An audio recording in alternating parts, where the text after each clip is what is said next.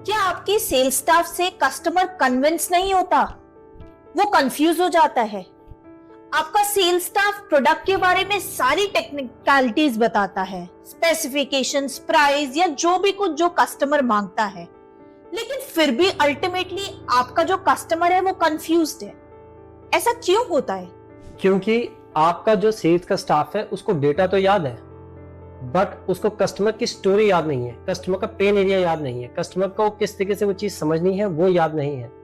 और आपके ब्रांड की जो स्टोरी है वो कैसे कस्टमर के प्रॉब्लम को सॉल्व करने में हेल्प करती है, ये चीज वो भूल गया है। वो हमेशा डेटा ड्रिवन बात कर रहा है, जबकि एक ह्यूमन टू ह्यूमन जब भी कनेक्शन होता है वो हमेशा स्टोरी बेस्ड, एक इमोशन बेस्ड होता है, ना कि डेटा ड्रिवन।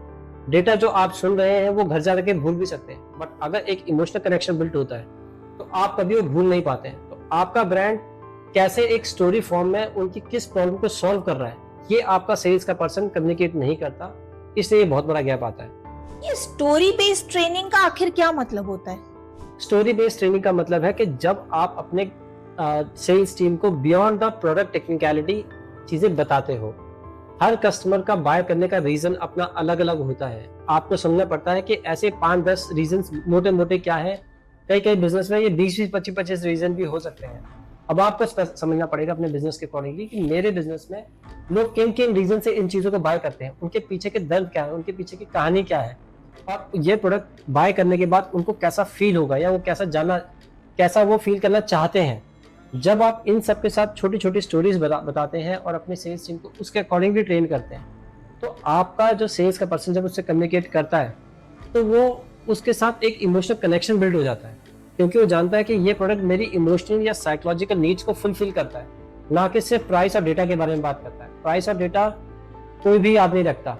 प्राइस और डेटा सिर्फ तब तक मायने रखता है जब तक आपके प्रोडक्ट के बारे में कोई एक इमोशनल बिल्ड नहीं हुआ है, तब तक लोग प्राइस के बारे में बात करते हैं। लेकिन जिस दिन इमोशन बिल्ड हो जाता है, प्राइस उसको कभी नहीं तोड़ सकता। आपने बात तो बिल्कुल ठीक करी शेर, लेकिन इस केस में छोटे ब्रांड्स क्या करें? उनके पास तो ट्रेनिंग टीम ही नहीं होती है। इस केस में छोटे ब्रांड्स को सबसे पहले अपने पास एक व्हाट्सएप में एक स्टोरी बिल्ड करनी चाहिए, जो बहुत ज्यादा लंबी ना हो, सिर्फ 1 मिनट की एक छोटी स्टोरी हो, जो उनके प्रोडक्ट के जिस पर्टिकुलर रीजन से वो प्रोडक्ट बाय करने आए थे उस रीजन को एक्सप्लेन करती हो एक इमोशनल कनेक्शन के बेस पे। जैसे आप एक छोटी सी स्टोरी बिल्ड कर सकते हैं कि एक कस्टमर आया था इस प्रॉब्लम के साथ, और जब से उसने हमारा प्रोडक्ट यूज करा उसको तब से लेके आज तक पिछले 2 साल में, पिछले 3 साल में एक भी प्रॉब्लम नहीं आई, और आज भी वो नया जैसा ही फील करता है जैसे उसको 3 साल पहले फील हुआ था। जिस रीजन से उसने बाय करा था, आज कस्टमर कहता है वैल्यू फॉर मनी मेरे को मिली है।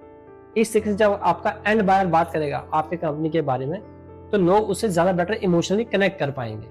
बिल्कुल सही बात। तो दोस्तों बहुत ध्यान से सुनिए, अगर आपका सेल्समैन स्टोरी टेलर बन गया तो आपके प्रोडक्ट का 50% सेल्स का काम हो गया।